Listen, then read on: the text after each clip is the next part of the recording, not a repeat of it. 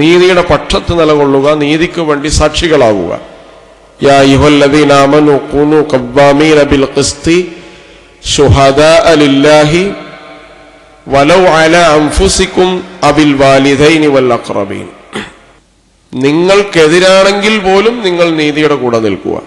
നിങ്ങളുടെ മാതാപിതാക്കൾക്കെതിരാണെങ്കിലും നീതിയുടെ കൂടെ നിൽക്കുക.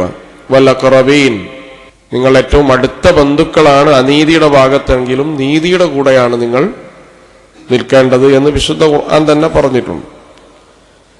അപ്പൊ നീതിബോധം എന്ന് പറയുന്നത് വിശ്വാസികളുടെ വിശ്വാസത്തിന്റെ ഭാഗമാണ്. നീതി നിഷേധിക്കപ്പെടുമ്പോൾ നീതി നിഷേധിക്കപ്പെട്ട ജനതയുടെ കൂടെ, സമൂഹങ്ങളുടെ കൂടെ, സമുദായങ്ങളുടെ കൂടെ നിലയുറപ്പിക്കേണ്ട ബാധ്യത വിശ്വാസികൾക്കുണ്ട്.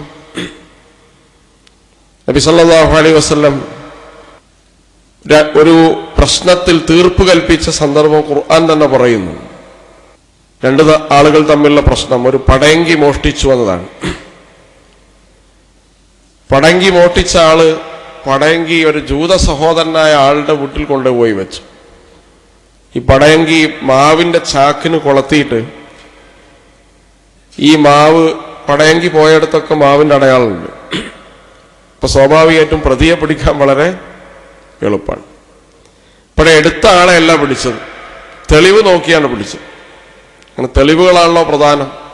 റസൂൽ സല്ലല്ലാഹു അലൈഹി വസല്ലം തന്നെ പറഞ്ഞിട്ടുണ്ട്, നഹ്നു നഹ്കുമു ബിൽ-ലവാഹിർ വല്ലാഹു യഅലം ബിസ്സറായിർ.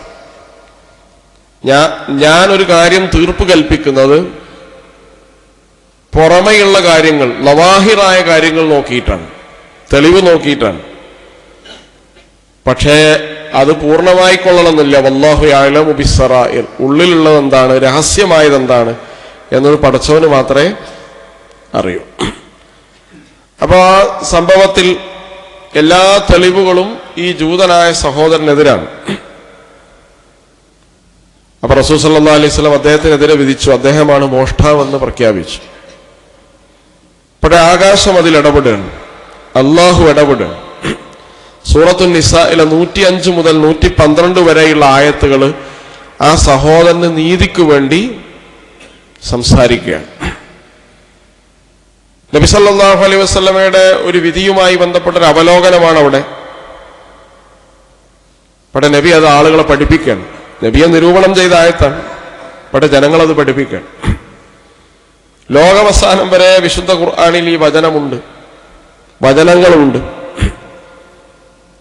അത് മുസ്ലിമായ ഒരാൾ അനീതിയുടെ ഭാഗത്ത് നിൽക്കുകയും മുസ്ലിം അല്ലാത്ത ഒരാൾക്ക് നീതി നിഷേധിക്കപ്പെടുകയും ചെയ്തപ്പോൾ ആ നീതി നിഷേധിക്കപ്പെട്ട ആൾക്ക് വേണ്ടി അള്ളാഹു ഇടപെടുക, സംസാരിക്കുക.